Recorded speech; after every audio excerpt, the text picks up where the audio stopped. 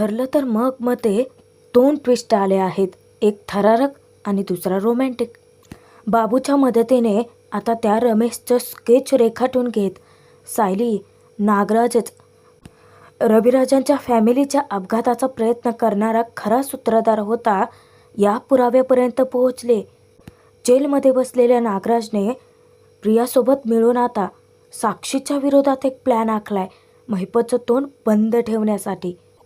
आता व्हॅलेंटाईन वीकच्या पहिल्याच दिवशी प्रियाने अर्जुनचं गिफ्ट गायब करून प्रियाने जरी त्यांचा दिवस खराब करायचा प्रयत्न केला असला तरी अर्जुनने इतकं छान गिफ्ट दिले ना सायलीला की प्रिया पुन्हा तोंड कशी पडले. बघूयात मग या तिन्ही घटना नक्की घडतायत तरी कशा आणि यानेच मालिकेला एक वेगळं वळण कसं मिळतंय. कारण इथूनच आता सगळी समीकरणं बदलणार आहेत. त्यासाठी भाग शेवटपर्यंत जरूर बघा. प्रेक्षकांनो, खरं तर भाग आज खूपच उशिरा आला आहे, त्यामुळे रिव्ह्यू थोडा उशिरा द्यावा लागतोय. तर होतं असं की सायली इतकी गोंधळून गेलेली असते, त्यात करमरकर तिच्या डोक्यावरच बसलेला असतो की मॅडम अहो अजून किती उशीर, सांगा ना पुढे काय ते. तेव्हा सायली म्हणते की हो हो बघतेच आहे. इतक्यात अजून एक स्टाफ येतो. तो सांगतो की मॅडम ही मेहता केसची फाईल ही आपल्याला पुन्हा एकदा नीट स्टडी करावी लागणार आहे आणि उद्या त्याचं हिअरिंग आहे आणि दुसऱ्या एका केसचं तो परवा हिअरिंग असल्याचं सांगतो. इतक्यातच अजून एक स्टाफ मेंबर येतो आणि सायलीला एका फाईलवरती सही मागतो. आता सायली गोंधळून जाते, ती कशी सही करेल. अचानकच फोन वाजतो. आता सायली दुसराच फोन उचलते. माफ करा आणि लगेच ती जो फोन वाजतोय तो उचलते. आता ती इतकी भांबावून गेलेली असते कारण तो करमरकर आणि ते दोन स्टाफ मेंबर तिच्या डोक्यावरतीच थया नाचायलाच लागलेले असतात. मॅडम हे काम करा की, मॅडम हे काम करा की. तेव्हा चैतन्य त्या सगळ्यांना शांत करतो. एक मिनिट सायली वहिनी, पहिले तू सही कर. अगं सही कर. आणि करमरकर मी तुम्हाला 2 दिवसात अपडेट देतो. आणि त्या स्टाफ मेंबरच्या हातातली फाईल घेतो. मेहता केसची फाईल आहे ना, ते माझं मी बघतो, तुम्ही जा आता. या सगळ्याला सायली इतकी वैतागून जाते की खुर्चीवरती डोळे झाकून ती डोकं टेकवते. तेव्हा चैतन्य विचारतो की सायली वहिनी, बिईंग इच ऑदर हे सगळं ठीक आहे, पण अर्जुनचे बूट टोचतायत का तुला? काय आहे? तुझ्या चेहऱ्यावरचे हावभाव पाहून विचारतोय. ठीक आहे ना सगळं? ती तोंडातच पुटपुटते. सकाळच्या इडलीच्या पिठापेक्षा हे तर जास्तच फसफसते. सगळेजण एकत्र बोलायला लागल्यानंतर काय करायचं? ती डोक्याला हात लावून बसते. आता चैतन्याला हसू येतं पण तो कंट्रोल करतो. सायली वहिनी रिलॅक्स.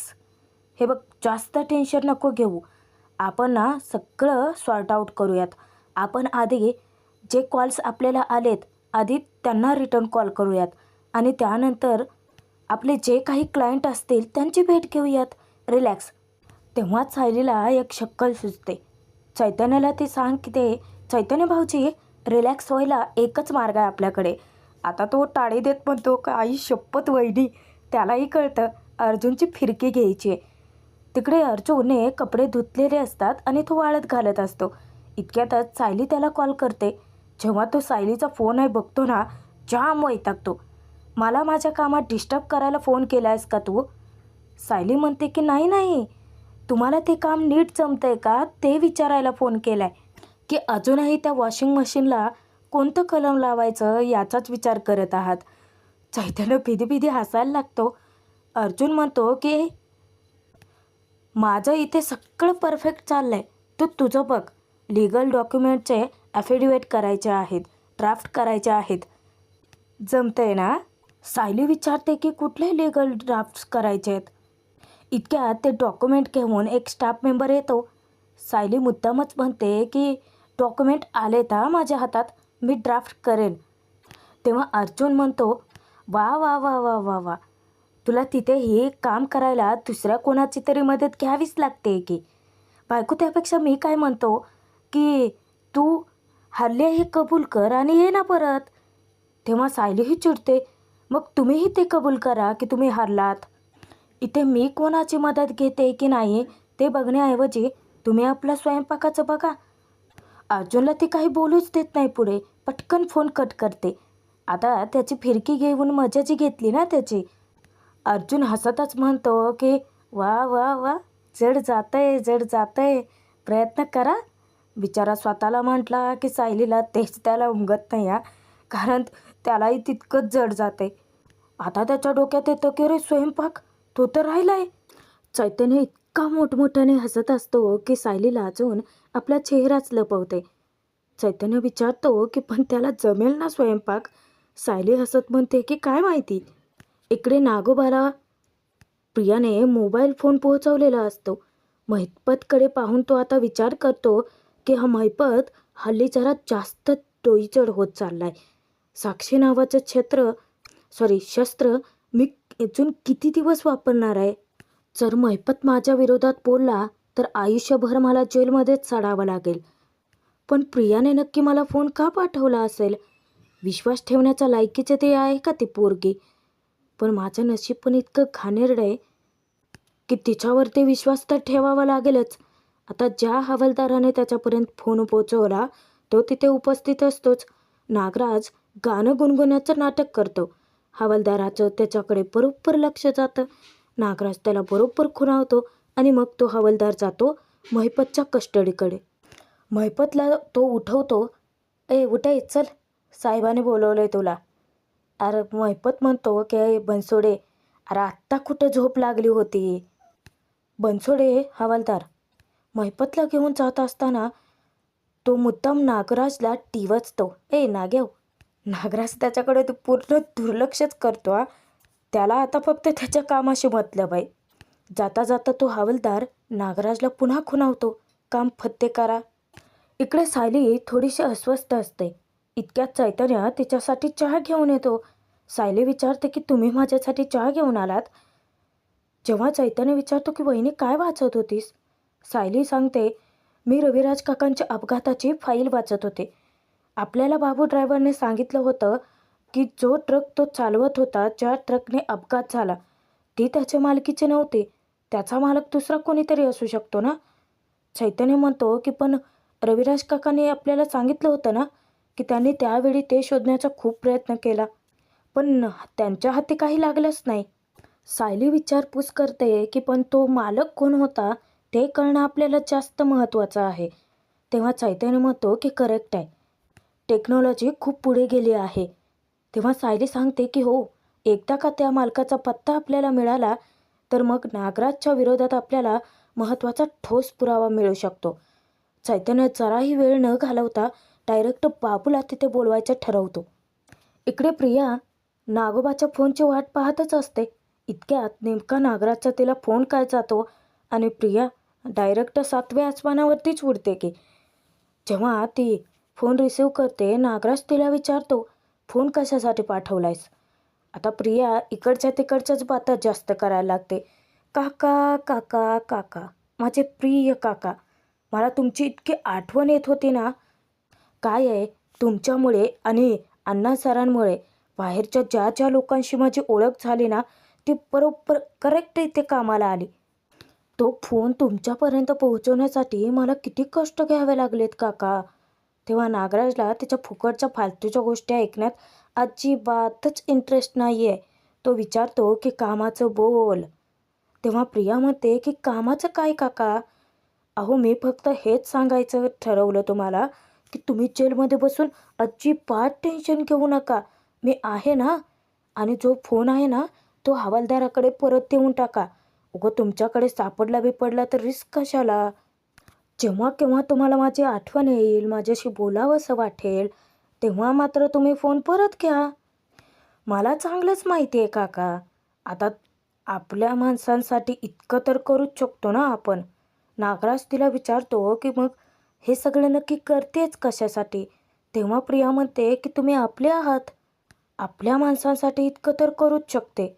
जेलमध्ये बसून तुम्ही माझ्या विरोधात तोंड उघडणार नाही याची पूर्ण खात्री आहे मला. नागराज विचारतो की अच्छा अच्छा, म्हणजे आत्ता येते माझ्या लक्षात की तू हे सगळं का केलंस ते. काळजी करू नकोस प्रिया, तू तन्वी आहेस आणि मी तुझ्या विरोधात तोंड उघडणारच नाही आहे. हां, पण त्या बदल्यात तुला माझं एक काम करावं लागेल. त्यावर प्रिया हसत म्हणते की काका काका, अहो हे तर मला माहितीच होतं. मी फोन केला की तुम्ही माझ्याशी डील तर करणारच, आणि स्वार्थी कोण तर मी. तेव्हा नागराज वैतागत म्हणतो की आता डील काय आहे ते सांगू का नको आता, की असलेच फोनवरती आता तुम्हाला बोलत बसणार आहेस. तेव्हा नागराज आता डील काय आहे ते प्रियाला सांगतो. त्याने उघड उघड आता ते सगळं दाखवलेलं नाही आहे. पण प्रेक्षकांनो, मला एका गोष्टीची खात्री वाटते की नक्कीच साक्षी आणि सचिनचं लफडं आहे ही गोष्ट नागोबाने प्रियाच्या कानावर घातली असणार आहे. म्हणूनच तर प्रिया असली शॉक झाली. काय, हे सगळं खरं आहे? तेव्हा नागराज म्हणतो की 113% खरं आहे.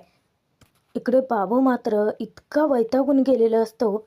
कधी एकदा हे महिपत चिकरेचं प्रकरण संपत आहे आणि मी यातून सुटतोय असं झालं आहे मला इथे तुमच्या ऑफिसमध्ये राहायचं नाही आहे हो. कधी एकदा या सगळ्यातून सुटतोय असं वाटतंय. तेव्हा सायली समजूत घालते की सुटणार, तुम्ही लवकरच सुटणार, पण तुमची साक्ष जास्त महत्त्वाची आहे ना. आता सायली सुरुवातीला त्यांना विचारते, बरं मला सांगा की रविराज काकांचा अपघात घडवून आणायचा ही गोष्ट तुम्हाला साधारण किती दिवस आधी माहिती झाली? तेव्हा बाबू सांगतो की 10-15 दिवस आधी तरी माहिती होतं, आणि त्यांनी मला हे सुद्धा सांगितलं होतं की त्या तिघांपैकी एकालाही जिवंत सोडायचं नाही. पण नागराजचं इतकं फुटकं नशीब आहे ना, तिघंच्या तिघं जसेच्या तसे सुखरूप आहेत. बाबूचं बोलणं ऐकून सायली आता इतकी स्तब्ध होऊन जाते. इकडे जेलमधून नागराज प्रियाला सांगत असतो की माझं काम व्यवस्थित पार पडलं पाहिजे. आता प्रियाला ते काम कधी एकदा करते असं झालेलं असतं. इतके उतावीळ होते ती फोन ठेवायला. नागोबा सांगतो, ए ए थांब थांब, माझं ना दुसरं पण एक महत्त्वाचं काम आहे तुझ्याकडे, ते नीट व्यवस्थित पार पडलं पाहिजे. आता प्रिया पुन्हा म्हणते की सांगा. सायली अर्जुनवरती नीट लक्ष ठेव. त्यांना माझ्या विरोधात एकही पुरावा मिळू देऊ नकोस. त्यावर प्रिया मोठ्या फुशारक्या मारत सांगते, काका काका, तुम्ही मला इतका हलक्यात घेऊ नका हो काका. अरे बाबा, मी असं कांड करून ठेवलं आहे ना की तुमच्या केसकडे लक्ष द्यायला त्यांना वेळच मिळणार नाही आहे. आता नागोबाही उत्साहाने विचारतो, म्हणजे नक्की काय कांड केलं आहेस तू? तेव्हा प्रिया म्हणते की काका, मी ना त्या सायली अर्जुनला डिवचलं. त्यांना असं सांगितलं की तुम्ही दोघे एकमेकांची जबाबदारी, एकमेकांची कामं पार पाडूच शकत नाहीत, आणि त्या दोघात दिली ना भांडणं लावून. आता ते दोघे आपल्या मुद्द्यावरती अडून आहेत की त्यांना तो मुद्दा आता सिद्ध करून दाखवायचा आहे. एकमेकांची कामं ते करू शकतात. अर्जुन बसलाय किचनमध्ये राबत सायलीच्या जागी, आणि सायली गेले अर्जुनच्या ऑफिसमध्ये कामाला. मी गॅरंटी देते हो काका, त्या सायलीला तिथे काहीही जमणार नाही आहे. त्यामुळे तुम्ही निवांत राहा. प्रिया बडाया मारत असते, पण नागोबाने विश्वास ठेवायला हवा आहे ना. तो म्हणतो की काहीही बोलतेस का गं प्रिया? नाही म्हणजे तू त्यांना फितवलं, भांडणं लावली आणि त्यांनी तुझं ऐकलं? तेव्हा प्रिया म्हणते की काका, अहो विश्वास ठेवा माझ्यावरती, खरंच मी केले. बरं ठीक आहे, मला जेव्हा वेळ मिळेल ना तेव्हा मी बरोबर त्यांचा फोटो काढून तुम्हाला पाठवते. नागोबा म्हणतो की माझ्या गुडबुक्समध्ये राहण्यासाठी तू काहीही करशील प्रिया, आणि मी तुझ्यावरती विश्वास ठेवेन. चल फोन ठेव आता आणि काम फत्ते कर आधी माझं. प्रिया इतक्या मोठ्या गोड भ्रमात आहे ना. प्रिया तू अशीच राहा, तोपर्यंत चान्स मिळेल ना सायली अर्जुनला नागोबाला कायमचं खडी फोडायला पाठवायला. त्यानंतर रात्रीच्या वेळी घरातील सर्वच जण सायलीची इतकी वाट पाहत असतात. सर्वच जण विचार करतात की सायलीला यायला किती उशीर झाला ना. तेव्हा प्रताप म्हणतो की अगं कल्पना, येईल ती. अर्जुन सुभेदार म्हणून ऑफिसचा तिचा पहिलाच दिवस आहे ना आज. तेव्हा अस्मिता म्हणते की मला ना खूप भूक लागले, पण या खऱ्या अर्जुन सुभेदारला स्वयंपाक जमतच नाही आहे ना. जेव्हा ते सर्वजण त्याच्याकडे बघत असतात ना, अर्जुन वेड्यासारखा ते मसाले चाटपडत बसलेला असतो. म्हणजे त्याला नेमकं काय म्हणतात याच्याबद्दल सुद्धा त्याला काहीही माहिती नसतं. विमल सांगते की आज मसाले भाताचा बेत बनवत आहेत दादा. अर्जुन पुन्हा फुशारक्या मारत सांगतो की हो हो, मसाले भात बनवतोय. तेव्हा प्रताप म्हणतो की बापरे. अस्मिता त्याला ओरडते की अर्जुन, अरे किती वेळ लावतोयस? बनव ना पटकन. साधा मसाले भातच तर बनवायचा आहे ना. अर्जुन म्हणतो की बनवतो, पण या मसाले डब्यात इतक्या छोट्या छोट्या वाटे आहेत ना, खूप सारे मसाले आहेत. त्यातले कोणते वापरायचे मला कळतच नाही आहे. अस्मिता हे बघ ना, याला शेपूट पण आहे. तेव्हा सगळेजण हसतात. प्रताप तर बिचारा डोक्याला हात लावून बसतो. पण आता कल्पना पण काही कमी नाही आहे. ती सायलीलाच वरचढ ठरले टोमण्यांच्या बाबतीत. अर्जुनला मुद्दामच ती म्हणते, अर्जुन, अरे तू तर म्हणत होतास की बायका दिवसभर फक्त आराम करतात. त्यांना कुठे इतकी कामं असतात. हे तर तू सिद्ध करून दाखवणार होतास ना. तेव्हा अर्जुन वैतागत म्हणतो की मम्मा. आता प्रताप समजावतो की कल्पना, त्याला टोमणे मारणं बंद कर आणि जाऊन त्याची मदत कर बाई, नाहीतर आपल्या सगळ्यांना आज उपाशी राहावं लागेल. तेव्हा कल्पना म्हणते की काय आहे, अर्जुन चुकतोय हे सिद्ध करायला एक वेळेस मी तुम्हाला उपाशी ठेवलं असतं, पण अस्मिताला नाही ना ठेवू शकत. ए थांब रे अर्जुन, मी येते तुझ्या मदतीला. कल्पना किचनमध्ये जाते आणि कोणता मसाला वापरायचा ते अर्जुनला समजावून सांगते. तेव्हा अर्जुनला ती विचारते की बरं हे मसाले नेमके कधी घालतात हे तरी माहिती आहे का तुला. तेव्हा अर्जुन पुन्हा फुशारक्यात चालूच ह्याच्या. तो म्हणतो की नको मम्मा, मला कळतं, मला सगळं येतं. मसाले डब्यात त्याचं लक्ष जातं. अरे वा मम्मा, याच्यात फूल पण आहे. तेव्हा कल्पना सांगते की हो, याला चक्री फूल म्हणतात. जेवणामध्ये सायलीने वापरलं होतं ते तिच्या दाताखाली आल्यानंतर तू किती चिडला होतास. तेव्हापासून सायली घालत नाही. पण तुला माहिती आहे अर्जुन, तिला हे खूप आवडतं. फक्त तुझ्यासाठी ते वापरत नाही जेवणात. आता अर्जुन इतका इमोशनल होतो. कमाल आहे, माझ्या बायकोच्या इतकं लक्षात राहतं, माझ्यासाठी इतकं सगळं करते ती. तेव्हा कल्पना सांगते की हो, बायका अशाच असतात. नवऱ्याला काय आवडतं, काय आवडत नाही, काय हवं आहे, काय नको आहे, ते सगळं वेळेवरती बघतात. पण त्याच्या बदल्यात तिला काय मिळतं? काहीच मिळत नाही ना. ना शाबासकी मिळते, ना कौतुक, ना पगार. इथे अर्जुन आता निशब्द होऊन जातो. सायली त्याच्यासाठी किती काय करते आणि तो सायलीसोबत कसा वागतो यासाठी त्याला मनातून अपराधी वाटतं. मध्येच आता प्रताप म्हणतो, बरं झालं बास, पुरे. ए अर्जुन बाबा, तू पटकन जेवण बनव रे, भूक लागली आहे खूप. तेव्हा अर्जुन म्हणतो की हां डॅड, फक्त 10 मिनटं द्या, पटकन मी जेवण बनवतो. तिकडे आता सायलीला एक सबळ पुरावा हाती लागणार असतो बाबूमुळे. जेव्हा सायली विचारते की ज्या ट्रकने तुम्ही अपघात घडवून आणणार होतात तो 10-15 दिवस आधीच बघितला होता का तुम्ही. तेव्हा बाबू तिला सांगतो की नाही, तो तर 1-2 दिवस आधीच आणला होता. तेव्हा सायली विचारते की त्या ट्रकचा मालक कोण होता ते तुला माहिती आहे का. तेव्हा तो सांगतो की नाही, तो मला महिपत शिकरेने दिला होता, पण दुसरा ट्रक कोणाचा होता ते माहिती आहे. सायली विचारते, आधीचा ट्रक, नंतरचा ट्रक, नक्की काय भानगड आहे ही. तेव्हा बाबू सांगतो की ज्या ट्रकने अपघात घडवायचा होता ना, मुळात तो मध्येच बंद पडला, म्हणून दुसरा ट्रक मागवावा लागला. आता आपल्याला प्रेक्षकांना फ्लॅशबॅकमध्ये दाखवलं आहे की 22 वर्षापूर्वी नक्की काय घडलं होतं. रस्त्याच्या मध्येच प्लॅनिंगच्या पूर्वी तो ट्रक अचानक बंद पडतो.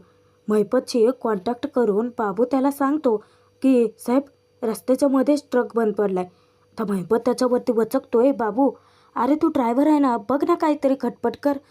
तेव्हा बाबू सांगतो की साहेब, अहो मी ड्रायव्हर आहे, मला ट्रक चालवता येतो, रिपेअर नाही करता येत. हीच गोष्ट महिपत नागोबाला सांगतो. तेव्हा नागराज सांगतो की महिपत, हे बघ, खूप मेहनतीने आपण सगळी प्लॅनिंग केली आहे बरं का. आता हे प्लॅन वाया जाता कामा नये, नाहीतर सगळं महागात पडेल आपल्याला. तेव्हा महिपत त्याला सांगतो की नागराज सेठ, काळजी करू नका, ट्रक तुम्हाला कसा पोहोच करायचा मी बघतो. त्यात नागराज सांगतो की थांब, एक माझ्या ओळखीचा आहे ट्रक मेंबर, त्याला फोन करतो मी आणि ट्रक पाठवतो. बाबू वाट बघतच असतो. नेमकं ज्याचं नाव घेतलं होतं तो रमेश स्कूटीवरून येतो तिथे आणि तो बाबूला विचारतो, बाबू मी रमेश, ट्रकचा साईट मॅनेजर. त्याला फोन येतो. महिपतचा फोन बाबूला येतो. तो सांगतो की साहेब, नाही ट्रक आला नाही आहे, पण ट्रक साईडचा मेंबर आलाय, कोण तर रमेश आहे. इतक्यात समोरून रमेशने बोलावलेला ट्रकसुद्धा येतो तिथे. जे काही त्या दिवशी घडलं होतं बाबूसोबत, अचानक ट्रक बंद पडल्यानंतर ते सगळं इन डिटेल तो सायली आणि चैतन्याच्या कानावर घालतो. आता सायली या सगळ्याचे धागेधोडे जोडण्याचा प्रयत्न करते. म्हणजे तो जो दुसरा ट्रक बोलवला होता, नक्कीच तो नागराजने बोलवला असेल. सायली त्याला विचारते की बाबू, मला सांग की तुला त्याचं आडनाव वगैरे काही पुढचं आठवतंय का? तेव्हा चैतन्य जेव्हा विचारतो की तुम्हाला त्यांचा चेहरा वगैरे आठवतोय का? तेव्हा बाबू सांगतो की हो, थोडं थोडं आठवतोय. आता सायली म्हणते की बरं झालं, म्हणजे आपण त्यांचं चित्र काढून घेऊ शकतो. चैतन्य पटकन स्केच आर्टिस्टला फोन करून बोलावायचं ठरवतो. आता स्केच आर्टिस्ट बाबू सांगेल तसं वर्णनानुसार चित्र रेखाटत असतो. सायलीला जरासं टेन्शन आलेलं असतं. त्यात चैतन्यसुद्धा थोडासा अस्वस्थ असतोच. काही वेळातच ते चित्र पूर्णसुद्धा होतं. सायली जेव्हा विचारते झालं का, तो आर्टिस्ट जो आहे ते चित्र बाबूच्या हाती सोपवतो आणि बाबू मोठ्यानेच ओरडतो की हा तोच आहे. सायली ते चित्र बघते तेव्हा चैतन्य सायलीचं इतकं कौतुक करतो की तुला कळतंय का वहिनी, तू पहिल्याच दिवशी किती मोठं यश मिळवलंयस. सायली इतकी खुश असते कारण नागराज विरोधात सगळ्यात मोठा पुरावा तिच्या हाती लागलेला असतो, जो की केस एका सेकंदात पालटू शकतो. चैतन्याला ते विचारते की मी इन्स्पेक्टर सावंतांना फोन करून लगेच कळवू का? चैतन्य जेव्हा खुणावतो तेव्हा ती पटकन कॉल करते. इन्स्पेक्टर सावंत, मी सायली अर्जुन सुभेदार. माझ्याकडे ना एक महत्त्वाचा स्केच आहे. मी ते तुम्हाला लगेच पाठवू का? रविराज किल्लेदारांच्या अपघातातलं सगळ्यात मोठा पुरावा आहे हा. हे जे स्केच आहे ते तुम्ही इतर पोलीस स्टेशनला पाठवाल का, असं तीच चौकशी करते. त्यानंतर ती फोन ठेवते आणि मनातून एक वेगळं समाधान असतं तिला. आणि इथेच भाग संपतोय. पुढे तर मोठा छानसा असा ट्विस्ट आलाय. अस्मिता विचारते की तू सायलीसाठी गिफ्ट आणलेस ना? तेव्हा अर्जुन सांगतो की मग काय, मी आणले ना गिफ्ट माझ्या बायकोसाठी. तेव्हा सायली सांगते की मीही गिफ्ट आणले. सायली तिचं गिफ्ट आणायला जाते. अर्जुन त्याचं गिफ्ट आणायला जातो. पण अर्जुनचं गिफ्ट कपटीप्रियाने गायब केलेलं असतं. मस्त असा गुलाबाच्या फुलांचा बुके ती सगळा चुरगारा करून रूममध्ये फेकून देते आणि मनात आनंद साजरा करते की सायली अर्जुनचा व्हॅलेंटाईनचा पहिल्याच आठवड्याचा पहिलाच दिवस मी खराब केला आहे. तिला जरी समाधान असलं तरी इथे वेगळंच घडतं. सायली अर्जुनला बुके देते आणि तिने छानसं गिफ्ट आणलेलं असतं. ते म्हणजे ॲप्रॉन. तेही अर्जुनसाठी. त्याला खूप आवडतं.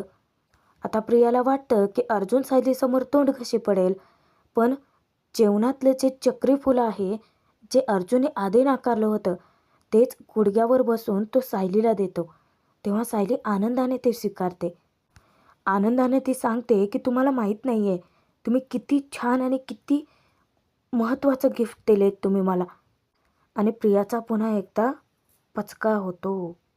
भाग कसा वाटला कमेंट करून जरूर कळवा.